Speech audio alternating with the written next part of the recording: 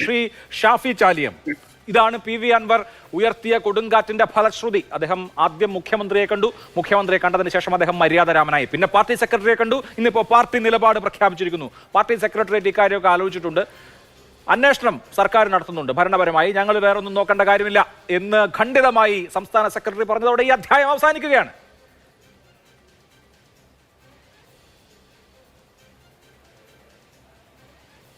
ഇത് മുഖ്യമന്ത്രിയെ കണ്ടു ശേഷം വാർത്താ സമ്മേളനം നടത്തിയ മിസ്റ്റർ അൻവറിനോട് നിങ്ങൾ മാധ്യമപ്രവർത്തകർ ചോദിക്കേണ്ട ഒരു ചോദ്യം ഉണ്ടായിരുന്നു. മുഖ്യമന്ത്രിക്ക് കൊടുത്ത പരാതിയുടെ പകർപ്പ് ഞങ്ങൾക്ക് തരുമോ എന്ന് ഒരു മാധ്യമപ്രവർത്തകനോട് ചോദിച്ചില്ല. കാരണം ഈ മുഖ്യമന്ത്രിക്ക് നൽകി അല്ലെങ്കിൽ പാർട്ടി സെക്രട്ടറിക്ക് നൽകി എന്ന് പറയുന്ന പരാതിയുടെ ഒരു പകർപ്പ് അൻവർ ഇവിടെ പുറത്തുവിടണം. ഇതൊരു ക്രെഡിബിലിറ്റിയുടെ പ്രശ്നമാണ്. ഒരുപക്ഷെ അജിത് കുമാറിൻ്റെ പേര് തന്നെ അതിലുണ്ടോ എന്നുള്ള അതും സംശയിക്കേണ്ടിയിരിക്കുന്നു. ശശി മാത്രമല്ല, കാര്യമായി ഞാൻ മനസ്സിലാക്കുന്നിടത്തോളം ഇവിടെ ഒരുപാട് ദുരൂഹതകളുടെ ഈ വിഷയത്തിൽ മുന്നണി കൺവീനർ എന്താ പറഞ്ഞത്? ഇതൊക്കെ നേരത്തെ പറയാമായിരുന്നു. അത് നേരത്തെ പറയാതെ പുറത്തു പറഞ്ഞത് അദ്ദേഹത്തിൻ്റെ പരിചയക്കുറവാണ്. ഇതൊക്കെയാണ് മുന്നണി കൺവീനർ പറയുന്നത്. സത്യത്തിൽ മുന്നണി കൺവീനർ പറയുന്നതാണ് അതിൻ്റെ യാഥാർത്ഥ്യം. കാരണം ഇദ്ദേഹം നിയമസഭാ പാർട്ടിയിൽ അംഗമാണ്. ഇനി അതല്ലെങ്കിലും CPM-ൻ്റെ ഒരു MLA എന്നുള്ള നിലക്ക് പാർട്ടി സെക്രട്ടറിയെയും മുന്നണി കൺവീനറെയും മുഖ്യമന്ത്രിയുടെ മുന്നിൽ പറയണം, എന്നിട്ട് ഇതിന് തീർപ്പുണ്ടാക്കണം. അത് പറയാതെ പുറത്ത് പറഞ്ഞത് എന്തിനാണ്? പുറത്ത് പറഞ്ഞത് എന്തിന്? പുറത്ത് പറഞ്ഞിട്ട് അകത്ത് വന്ന് പരാതി കൊടുക്കുകയാണ്. അപ്പം ഒരുപാട് ഇരട്ട ലക്ഷ്യങ്ങൾ ഇതിലുണ്ടെന്ന് പലരും സംശയിക്കേണ്ടി വരും. ഞങ്ങൾക്കിപ്പോൾ ഈ വിഷയത്തിൽ ഇടപെടുകയോ ഒരു അഭിപ്രായം പറയേണ്ട ആവശ്യമില്ല.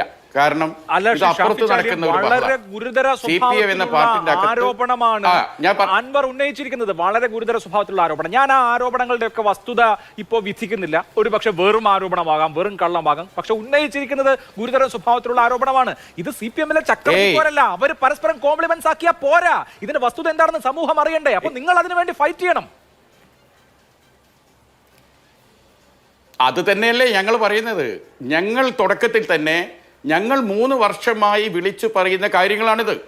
ഇത് ഒരു ഭരണകക്ഷി MLA പരസ്യമായി വിളിച്ചു പറഞ്ഞപ്പോൾ വലിയ വിവാദമായി, വലിയ മീഡിയ അറ്റൻഷൻ കിട്ടി, ഒരുപാട് അധികാര കേന്ദ്രങ്ങൾ ആൻസർ ചെയ്യേണ്ട അവസ്ഥയിലേക്ക് എത്തി, നടപടി എടുക്കേണ്ട അവസ്ഥയിലെത്തി. ഇന്നിപ്പോൾ സുജിത് ദാസിൻ്റെ നടപടി എങ്ങനെ ഉണ്ടായത്?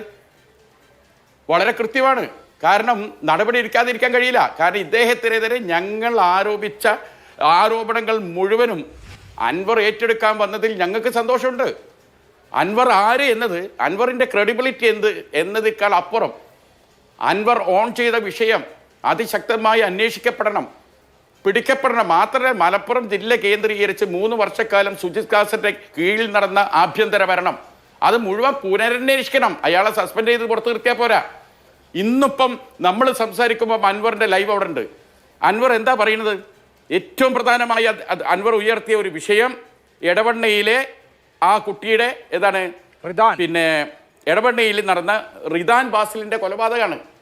അല്ല, അത് കേൾക്കണം. ആ കൊലപാതകം എന്താ? ഉത്തരേന്ത്യയിൽ നിന്നും നമ്മൾ കേൾക്കുന്ന വാർത്തകൾക്ക് അതിനേക്കാൾ വലിയ ഭീകരമാണ്. ഒരു കുട്ടിയെ പിടിച്ചുകൊണ്ട് വെടിവെച്ച് കൊല്ലുക, എന്നിട്ട് കൊലപാതകയായിട്ട് ആ കുട്ടിയുടെ സ്നേഹിതനെ കൊലപാതകയാക്കി മാറ്റുക, എന്നിട്ടോ ഈ മരണപ്പെട്ട കുട്ടിയുടെ ഭാര്യയ്ക്കും ഈ സ്നേഹിതനും തമ്മിൽ ബന്ധമുണ്ടെന്ന് വരുത്തുക.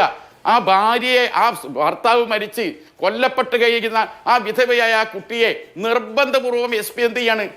സമ്മർദ്ദിതാക്കാണ്. എനിക്ക് എന്തുണ്ട് ലൈംഗിക ബന്ധം ഈ ചങ്ങായിനോടുണ്ടെന്ന് തുറന്ന് സമ്മതിക്കണം എന്ന് പറഞ്ഞ് എന്തായിരിക്കും ആ പെൺകുട്ടിയുടെ ആ ഒരു ഒരു അവസ്ഥ? ഈ പോലീസിൽ ഇത്തരം തമ്മാടിക്കുറ്റങ്ങളുണ്ടെന്ന് ഞങ്ങൾ പറഞ്ഞപ്പോൾ ഞങ്ങളെ കുട്ടികളെ 3 കൊല്ലമായി MSF-ന്റെ എത്ര കുട്ടികൾ ജയിലിലാക്കിയാണ് ഇയാൾ നിസ്സാര കാര്യം. അബ്ദുൽ സമദ് സമദാനി സാഹിബിന്റെ പേഴ്സണൽ സ്റ്റാഫ് പെട്ട ഒരു MSF-ന്റെ നേതാവുണ്ട്. ഒരു പ്രതിഷേധ പ്രകടനത്തിൽ പങ്കെടുത്തതിന് പേരിൽ അവനെ വീട്ടിൽ കയറി ചെന്നാണ് നഷ്ടപ്പാതിരക്ക്. അത്രമാത്രം വലിയ ഒരു പോലീസ് ബ്രൂട്ടാലിറ്റി അവിടെ നടന്നത്. ഞങ്ങൾ പറഞ്ഞപ്പോൾ ആരും ശ്രദ്ധിച്ചില്ല. ഞങ്ങൾ ആ കാര്യത്തിൽ അൻവർ പറഞ്ഞ വിഷയത്തിൽ അൻവർ മുന്നോട്ട് പറയാൻ വന്നതിലൊക്കെ ഞങ്ങളെ സംബന്ധിച്ചിടത്തോളം ഞങ്ങൾ ഈ ഒരു വൈകാരിക പ്രശ്നമാണ്. ഈ ജില്ലയെ കൊടും വർഗീയ ജില്ലയാക്കി മാറ്റാൻ പല ഇവിടുത്തെ ക്രൈം റേറ്റ് ഇന്ത്യയിലെ അദ്ദേഹത്തിന്റെ അത് ചെയ്ത അൻവറിനോടുള്ള സംഭാഷണത്തിൽ സ്ഥിരീകരിക്കുന്ന കാര്യങ്ങളുണ്ട്. അതുകൊണ്ട് സുജിത് ദാസ് എന്തായാലും ഇപ്പോ പുറത്താണ്, അല്ലെങ്കിൽ സസ്പെൻഷനിലാണ്. വിശദമായ അന്വേഷണം ആവശ്യമുള്ള നിരവധി വിഷയങ്ങൾ ആ ഉദ്യോഗസ്ഥനെതിരെ ഉണ്ട്. അത് വേറൊരു വിഷയം.